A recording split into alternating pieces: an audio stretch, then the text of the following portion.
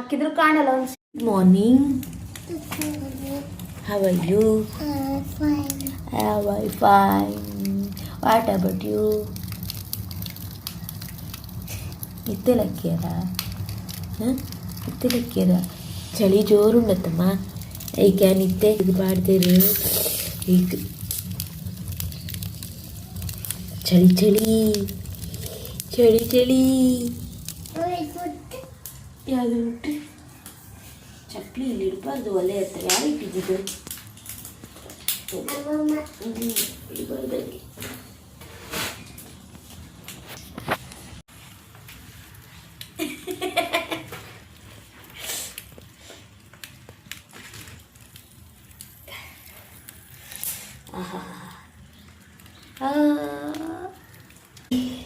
ಏನು ಚಳಿ.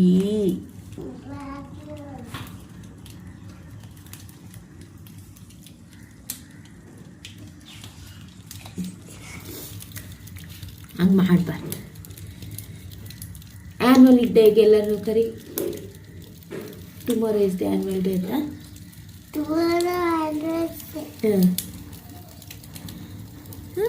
ಕರಿಬೇಕು.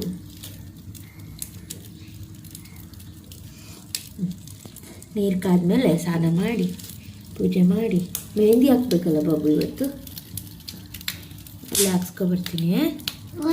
ಸ್ಕೂಲ್ ನಾಳೆ ಕಲರ್ ಡ್ರೆಸ್, ಇವತ್ತು ಕಲರ್ ಡ್ರೆಸ್ಸೇ. ಜೀನ್ಸ್ ಹಾಕೋ, ಚಡ್ಡಿ ಮತ್ತು ಟೀ ಶರ್ಟ್. ಹಾಂ, ಹೊಸ ಚಡ್ಡಿ ಕೋಡ ಪಾಡ್ದಿತ್ತೆ.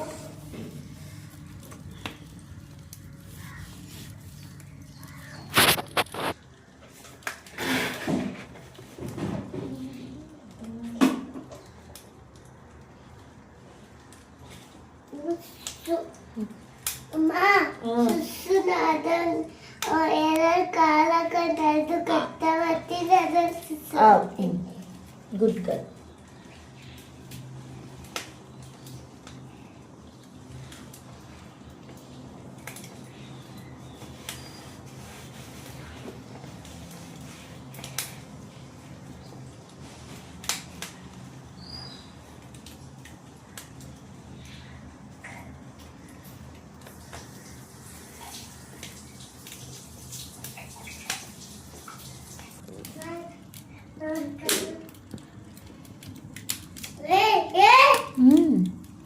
வெச்சிகப்புண்டுமா புண்டு.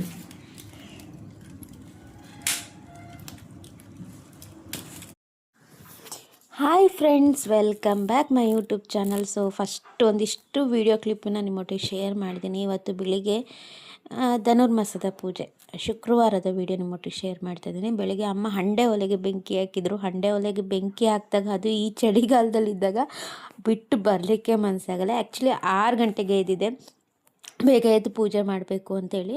ಸೋಲಾರ್ ನೀರಂತೂ ಆ್ಯಸ್ ಯೂಶುವಲ್ ಕಾದಿರಲ್ಲ. ಹಾಗಾಗಿ ಹಂಡೆ ಒಲೆಗೆ ಅಮ್ಮ ಬೆಂಕಿ ಹಾಕಿದಾಗ ನೀರು ಕಾದಿತ್ತು, ಸ್ನಾನ ಮಾಡ್ಕೊಂಡ್ರು. ನಾನು ಹೋಗಿ ಅಲ್ಲಿ ಏನು ಹೇಳ್ತಾರೆ, ಬಿಸಿ ಕಾಯಿಸೋದು ಅಥವಾ ಚಳಿ ಕಾಯಿಸೋದು. ನಮಗೆ ಸಣ್ಣವರಿದ್ದಾಗ ಈ ಹಳ್ಳಿ ಕಡೆ ಎಲ್ಲ ತುಂಬ ಇತ್ತು. ಈಗೆಲ್ಲೂ ಇಲ್ಲ. ಇದೇನೋ ಹೀಟ್ರು ಅದು ಇದು ಎಲ್ಲ ಬಂದಿದೆ. ಮನೆ ಸಮೇತ ಚಳಿ ಕಾಯಿಸೋಕ್ಕೆ ಸಮೇತ ಹೀಟ್ರು ಥರ ಬಂದಿದೆ. ಈ ಥರ ಹಂಡೆ ಒಲೆಗೆ ಬೆಂಕಿ ಹಾಕ್ದಾಗ ನನಗಂತೂ ಖುಷಿ. ಆ್ಯಕ್ಚುಲಿ 1 ಅವರೇ ಆಗೋಯ್ತು ನನಗೆ ಚಳಿ ಕಾಯಿಸ್ದಾಗ ಕೂತ್ಕೊಳ್ತಾ. ಆಮೇಲೆ ಅಮ್ಮ ಜೋರು ಮಾಡಿದರು, ಇದಕ್ಕೆ ಸ್ನಾನ ಮಾಡು ಫಸ್ಟು, ಮಗುಗೆ ಸ್ಕೂಲಿಗೆ ಟೈಮ್ ಆಗುತ್ತೆ ಅಂತ ಹೋಗಿ ಸ್ನಾನ ಮಾಡಿಬಿಟ್ಟು ನೀಟಾಗಿ ಕೈ ಕಾಲೆಲ್ಲ ಫುಲ್ಲು ಕಾಯಿಸ್ಕೊಂಡೆ. ನನ್ನ ಮಗಳಿಗೆ ಇದು ಫಸ್ಟ್ ಎಕ್ಸ್ಪೀರಿಯೆನ್ಸು. ಅಮ್ಮ ಬೆಂಕಿ ಸುಡುತ್ತೆ, ಹೋಗ್ಬೇಡ ಹತ್ರ ಅಂತೆಲ್ಲ ಹೇಳ್ತಾಯಿದ್ಲು. ಅವಳಿಗೆಲ್ಲ ಈಗಿನ ಕಾಲದ ಮಕ್ಕಳಿಗೆ ಅದಂತೂ ಗೊತ್ತೇ ಇಲ್ಲ. ಸ್ವಲ್ಪ ನನ್ನ ಮಗಳಿಗೆ ಈ ಹಂಡೆ ಒಲೆ ಇರೋದ್ರಿಂದ ಸ್ವಲ್ಪನಾದರೂ ಗೊತ್ತಿರುತ್ತೆ. ಸ್ವಲ್ಪ ಹಳ್ಳಿ ಕಡೆ ಮಕ್ಕಳಿಗಂತೂ, ಈಗ ಹಳ್ಳಿ ಕಡೆನೂ ಅಷ್ಟೇ ಸೋಲಾರ್ ಅಂತೆ ಹೀಟ್ರಂತೆ ಎಲ್ಲ ಹಾಕ್ಬಿಟ್ಟಿದ್ದಾರೆ, ನೀರು ಕಾಯಿಸೋರು ಯಾರು ಅಂತ ಹೇಳಿ. ನಂಗೆ ಈ ಥರ ಹಂಡೆ ಒಲೆ ಸಾರನೇ ತುಂಬ ಇಷ್ಟ.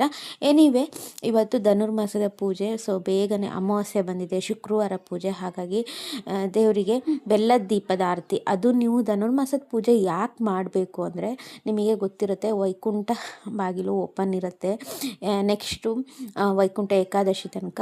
ಸೊ ಈ ಟೈಮಲ್ಲಿ ನಾವು ಲಕ್ಷ್ಮೀ ವೆಂಕಟರಮಣ ಸ್ವಾಮಿ ಅಥವಾ ವಿಷ್ಣು ಸ್ವಾಮಿನ ನಾವು ಎಷ್ಟು ಆರಾಧಿಸ್ತೀವಿ ತುಂಬ ಒಳ್ಳೆಯದಾಗುತ್ತೆ, ಹಣಕಾಸಿಗಾಗಲಿ ಏನೇದಕ್ಕಾದರೂ ತುಂಬ ಒಳ್ಳೆಯದಾಗತ್ತೆ ಅಂತ ನಾನಿಲ್ಲಿ ಏನಂದರೆ ಬೆಲ್ಲದ ದೀಪ ಹಚ್ತಿದ್ದೀನಿ. ಬೆಲ್ಲದ ದೀಪ ಒಂದು ನಿಮಗೆ ಮನೇಲಿ ತುಂಬ ಶಾಂತಿ ಇರಬೇಕು, ಮನೆಯವರೊಟ್ಟಿಗೆಲ್ಲ ಜೊತೆ ಅನ್ಯೋನ್ಯತೆ ಇರಬೇಕು ಅಂದರೆ ನೀವು ಬೆಲ್ಲದ ದೀಪ ಹಚ್ಬೋದು. ಇದ್ರ ಬಗ್ಗೆ ಏನಾದರೂ ಕ್ವಶನ್ಸ್ ಇದ್ದರು ಅಂದರೆ ಕೇಳಿ, ನಾನು ನೆಕ್ಸ್ಟ್ ವೀಡಿಯೋದಲ್ಲಿ ಖಂಡಿತ ಆನ್ಸರ್ ಮಾಡ್ತೀನಿ.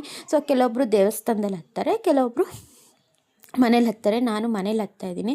ಅಂದರೆ ಮನೇಲಿ ತುಂಬ ಭಿನ್ನಾಭಿಪ್ರಾಯಗಳಿದೆ, ಅಥವಾ ಮನೇಲಿ ತುಂಬ ಯಾವಾಗಲೂ ಕೂಲಾಗಿರಬೇಕು, ಶಾಂತಿಯುತ ಇರಬೇಕು, ಈ ಥರ ಎಲ್ಲ ಇರಬೇಕು ಅಂತೇಳಿದ್ರೆ ನಮ್ಮ ಮನೇಲಿ ಅದೇ ಥರ ಇದೆ. ಬಟ್ ಇನ್ನೂ ಜಾಸ್ತಿ ಇರಲಿ, ಎಲ್ಲರ ಮೇಲೂ ಪ್ರೀತಿ ಇನ್ನೂ ಜಾಸ್ತಿ ಇರಲಿ ಅಂತೇಳಿ ಅದಕ್ಕೋಸ್ಕರ ಬೆಲ್ಲ ದೀಪ ಹಚ್ತಾಯಿದ್ದೀನಿ. ಬೆಲ್ಲ ದೀಪ ಹಚ್ಚಲಿಕ್ಕೂ ಸುಮಾರು ಕ್ರಮಗಳಿದೆ, ಅದೇ ಥರ ಕ್ರಮದಲ್ಲೇ ಹಚ್ಚಬೇಕಾಗತ್ತೆ. ಸೊ ಹೇಳಿದ್ನಲ್ಲ, ಏನಾದರೂ ಇಂಟ್ರೆಸ್ಟ್ ಇತ್ತು ಅಂದರೆ ಸೊ ನೀವು ನನ್ನ ಹತ್ರ ಕಮೆಂಟ್ ಬಾಕ್ಸಲ್ಲಿ ಕಮೆಂಟ್ ಮಾಡ್ಬೋದು. ನೆಕ್ಸ್ಟ್ ವೀಡಿಯೋದಲ್ಲಿ ಖಂಡಿತ ಹೇಳ್ತೀನಿ. ಈ ಧನುರ್ಮಾಸ ಪೂಜೆನೂ ಅಷ್ಟೇ, ತುಂಬ ಜನ ಬೆಳಿಗ್ಗೆ ಬ್ರಾಹ್ಮಿ ಮುಹೂರ್ತದಲ್ಲಿ ಎದ್ದು ಪೂಜೆ ಮಾಡಬೇಕು ಅಂತ ಹೇಳ್ತಾರೆ. ಬ್ರಾಹ್ಮಿ ಮುಹೂರ್ತದಲ್ಲಿ ಎದ್ದು ಪೂಜೆ ಮಾಡಬೇಕು, ತುಂಬ ಒಳ್ಳೆಯದು. ಸೊ ಕೆಲವೊಂದು ಸಲ ಈ ಮಕ್ಕಳಿರೋ ಮನೇಲಿ ಅಥವಾ ಕೆಲವೊಂದು ಕಾರಣಕ್ಕೆ ಕೆಲವೊಬ್ಬರಿಗೆ ಬೇಗ ಏಳಲಿಕ್ಕೆ ಆಗದೇ ಇರೋ ಕಾರಣಕ್ಕೆ ಕೆಲವೊಂದು ಸಲ ಆಗಲ್ಲ. ಅಟ್ಲೀಸ್ಟ್ ಒಂದು 7:30-8 ಗಂಟೆ ಒಳಗೆ, ಅಂದರೆ ಸೂರ್ಯಮಾನ ತಾಪಮಾನ ಏನಿರುತ್ತೆ ಫುಲ್ಲು ಹೈ ಪಿಚ್ ಹೋಗೋದ್ರೊಳಗೆ ನೀವು ಪೂಜೆ ಮಾಡ್ಕೋಬೇಕು. ಈ ಎಳೆ ಬಿಸಿಲು ಅಂತೀವಲ್ಲ, ಎಳೆ ಬಿಸಿಲು ಆಗೋದ್ರೊಳಗೆ ಪೂಜೆ ಮಾಡ್ಕೋಬೇಕಾಗತ್ತೆ.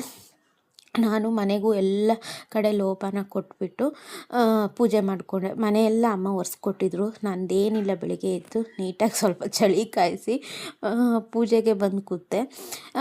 ಆ್ಯಕ್ಚುಲಿ ನಂಗೆ ನೆನಪು ಇರಲಿಲ್ಲ, ಗುರುವಾರ ಮಠಕ್ಕೆ ಹೋದಾಗ ಅಲ್ಲಿ ಹಾಕಿದ್ರು ಗೊತ್ತಾಯಿತು ನನಗೆ. ನಾಳೆನೇ ಧನುರ್ಮಾಸದ ಅಮಾವಾಸ್ಯೆ ಪೂಜೆ ಅಂದರೆ ತುಂಬ ಒಳ್ಳೆ ಪೂಜೆ. ಆವತ್ತಿನ ದಿನ ಹೋಮ ಹವನಗಳೆಲ್ಲ ದೇವಸ್ಥಾನದಲ್ಲಿ ಆಗುತ್ತೆ. ಸೊ ನನಗೆ ಅಷ್ಟೊಂದು ನೆನಪಿರಲಿಲ್ಲ. ನನ್ನ ಮಗಳು ಆ್ಯನ್ವಲ್ ಡೇಲೇ ನಾನು ಬ್ಯುಸಿಯಾಗಿದೆ. ಸೊ ಅಲ್ಲಿ ನೋಡಿದಾಗ ಬರುವಾಗ ಹೂ ತೊಗೊಂಬಂದೆ. ಮಾರ್ಕೆಟ್ ಒಳಗೆ ಹೋಗೋಣ ಅಂದರೆ ಫುಲ್ಲು ರಶ್ ಇರುತ್ತೆ ಅಂತ ಹೇಳಿ ಹಾಗೆ ರೋಡಲ್ಲಿ ಬರ್ತಾ ತಂದೆ. ಇಲ್ಲಾದರೆ ಅಮಾವಾಸ್ಯೆ ಪೂಜೆಯಲ್ಲಿ ನನಗೆ ಹೂ ಕಮ್ಮಿ ಅನಿಸ್ತು ಯಾಕೋ. ನಾನು ನನ್ನ ಕೈಯಾರೆ ಕಟ್ಟಿಬಿಟ್ಟು ಹಾಕಿದ್ರೇ ನಂಗೊಂದು ಸಮಾಧಾನ. ಈಗೇನಾಗಿದೆ ಅಂದರೆ ಮನೆಯಲ್ಲಿ ನಾನು ಅಡುಗೆಗಳು ಸರಿ ಮಾಡ್ತೀನೋ ಇಲ್ಲ, ನನ್ನ ಮಗಳದ್ದು ಆ್ಯನ್ವಲ್ ಡೇಗೆ ಹೆಂಗೆ ಪ್ರಿಪ್ರೇಷನ್ ಮಾಡೋದು, ಯಾವ ಥರ ರೆಡಿ ಮಾಡೋದು, ಅವಳನ್ನ ಏನು ಕಮ್ಮಿ ಆಗಿದೆ, ಏನು ಜ್ಯುವೆಲರಿ ತರಬೇಕು, ಯಾವ ಬ್ಯಾಂಗಲ್ ತರಬೇಕು, ಇದೇ ಆಗೋಗಿದೆ ನನ್ನ ಪ್ರಪಂಚದಲ್ಲಿ. ಸೊ ಅಮ್ಮನವರಿಗೆಲ್ಲ ಪೂಜೆ ಮಾಡಿದೆ. ಕರೆಂಟ್ ಏನು ಗೊತ್ತಾ, ನಾನಿಲ್ಲಿ ಏನು ಹೇಳ್ತಾರೆ ಸೆನ್ಸರ್ ಲೈಟ್ ಹಾಕಿದ್ದೀನಿ ದೇವ್ರ ಮನೆಗೆ. ಯಾಕಂದರೆ ಯಾವಾಗಲೂ ನಾವು ಹೋದ ತಕ್ಷಣ ಲೈಟ್ ಆನ್ ಆಗಬೇಕು ಮತ್ತು ಆಫ್ ಆಗಬೇಕಲ್ವ, ಹಾಗಾಗಿ ಸೆನ್ಸರ್ ಲೈಟ್ ಹಾಕಿದ್ದೀನಿ. ಅದು ಒಂದು ಸಲ ಆಫ್ ಆಗುತ್ತೆ, ಒಂದು ಸಲ ಆನ್ ಆಗುತ್ತೆ. ಸೊ ಆ ಥರ ಹಾಗಾಗಿ ನಿಮಗೆ ಬೆಳಕು ಬರ್ತಾಯಿದೆ ಹೋಗ್ತಾಯಿದೆ. ಫಸ್ಟು ನಾನು ಎಲ್ಲ ದೇವರಿಗೂ ಪೂಜೆ ಮಾಡಿಕೊಂಡೆ. ಫಸ್ಟು ಮನೆ ದೇವ್ರಿಗೆ ಪೂಜೆ ಮಾಡಿಕೊಂಡು ಮತ್ತೆಲ್ಲ ಇರೋವಂಥ ಫೋಟೋಗಳಿಗೂ ಪೂಜೆ ಮಾಡಿಕೊಂಡು ಮಂಗಳಾರತಿ ಮಾಡಿಕೊಂಡು ಆಮೇಲೆ ಸಂಕಲ್ಪ ಮಾಡ್ತಾಯಿದ್ದೀನಿ. ನಮ್ಮ ಮನೇಲಿ ವಿಷ್ಣು ಲಕ್ಷ್ಮೀ ವೆಂಕಟರಮಣ ಸ್ವಾಮಿ ಫೋಟೋ ಇದೆಯಲ್ಲ, ಎದುರುಗಡೆ ಇಟ್ಟು ತುಪ್ಪ ದೀಪ ಹಚ್ಚಬೇಕು. ಬೆಲ್ಲದಕ್ಕೆ ತುಪ್ಪನೇ ಹಾಕಬೇಕು. ಸೊ ಅದನ್ನು ಹಾಕಿಬಿಟ್ಟು ಸಂಕಲ್ಪ ಮಾಡಿಕೊಂಡೆ. ಸೊ 2-3 ವಿಷಯಕ್ಕೆ ಈ ತುಪ್ಪದ ದೀಪ ಹಚ್ತೀನಿ ನಾನು. ಸೊ 2-3 ವಿಚಾರಕ್ಕೆ ತುಂಬ ಒಳ್ಳೆಯದಾಗಿದೆ. ನಾನು ಪ್ರತಿ ಅಮಾವಾಸ್ಯೆಯಲ್ಲಿ ಹಚ್ತೀನಿ. ಪ್ರತಿಯೊಬ್ಬರು 9 ವಾರ, 11 ವಾರ, 22 ವಾರ ಅಂತ ಬೇರೆ ದೇವಸ್ಥಾನಕ್ಕೆ ಹೋಗಿ ಮಾಡ್ತಾರೆ. ನಾನು ಪ್ರತಿ ಅಮಾವಾಸ್ಯೆ ಈ ಥರ ಮಾಡ್ತೀನಿ, ತುಂಬ ಒಳ್ಳೆಯದಾಗುತ್ತೆ. ಮಾರನೇ ದಿನ ಶನಿವಾರ ಸಂಕಲ್ಪ ಶುಕ್ರವಾರನೇ ಇದನ್ನ ಮಾಡುವಂಥದ್ದು. ಈ ಆರತಿ ಆದ್ಮೇಲೆ ಬೆಲ್ಲದ ಆರತಿ ಏನು ಮಾಡಿರ್ತೀರ, ಬೆಲ್ಲ ಮತ್ತು ಕೆಳಗಡೆ ಅಕ್ಕಿ ಎಲ್ಲ ಇರುತ್ತಲ್ಲ ಅದನ್ನೆಲ್ಲ ತೆಗೆದ್ಬಿಟ್ಟು ಸ್ವೀಟ್ ಮಾಡಿ ತಿನ್ನಿಸ್ಬೇಕು, ಅಥವಾ ಮನೇಲೆಲ್ಲರೂ ತಿನ್ನಬೇಕು. ಇದರಿಂದ ಮನೇಲಿ ಏನೇ ನೆಗೆಟಿವ್ ಎನರ್ಜಿ ಇದ್ದರೆ ಹೋಗುತ್ತೆ. ಹಾಗೆ ನಿಮ್ಮ ಮಧ್ಯೆ ಏನಾದರೂ ಭಿನ್ನಾಭಿಪ್ರಾಯ ಇದ್ದರೆ ಕಮ್ಮಿ ಆಗ್ತಾ ಬರುತ್ತೆ. ಸೊ ಮನೇಲಿ ಸುಖ ಶಾಂತಿ ಇರಲಿಕ್ಕೋಸ್ಕರ ಈ ಥರ ಮಾಡುವಂಥದ್ದು. ಸೊ ಇದ್ರದ್ದು ಕಂಪ್ಲೀಟ್ ಮಾಹಿತಿ ಏನಾದರೂ ಬೇಕಿದ್ರೆ ಹೇಳಿ, ನಾನು ಸಪ್ರೇಟ್ ವಿಡಿಯೋ ಮಾಡಿ ಖಂಡಿತ ಹೇಳ್ತೀನಿ ಹಾಗೆ ದೀಪ ಇಡಬೇಕು ಏನು ಅಂಥೇಳಿ. ಇನ್ನು ಪೂಜೆ ಎಲ್ಲ ಆದಮೇಲೆ ಬೆಳಗ್ಗೆ ನೀರು ದೋಸೆ ಪ್ರಿಪ್ರೇಷನು.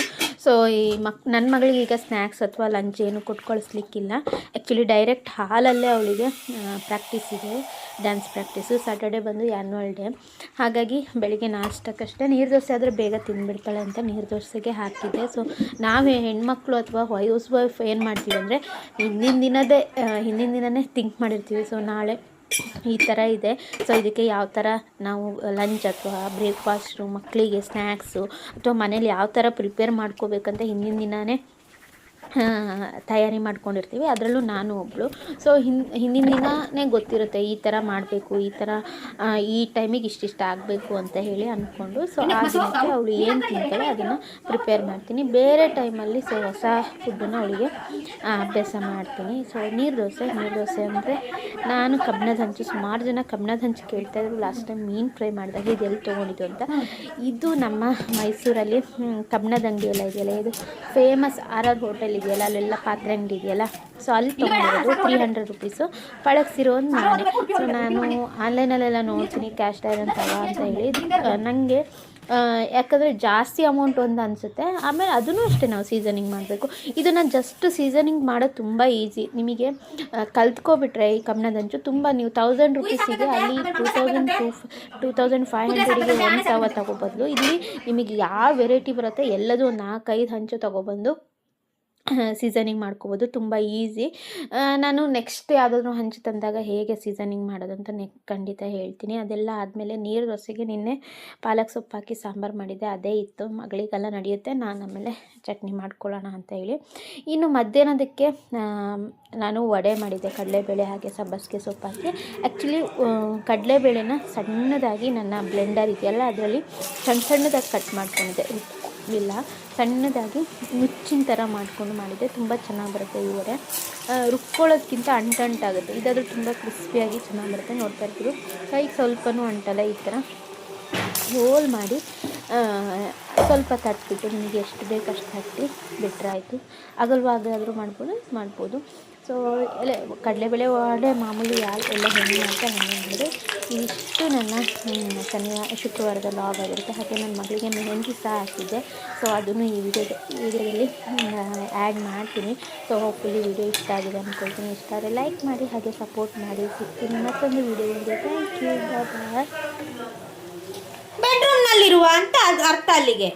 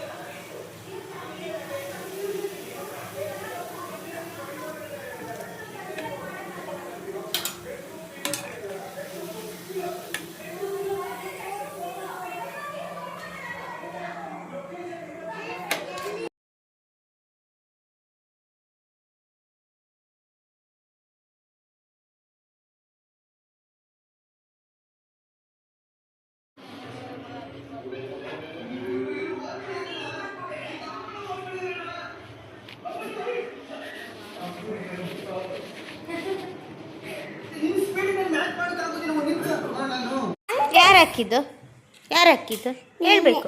ನೀನು. ನಾನಾ ನೀವ? ನೀನು ತೋರಿಸಿ ಕೈ ತೋರಿಸಿ.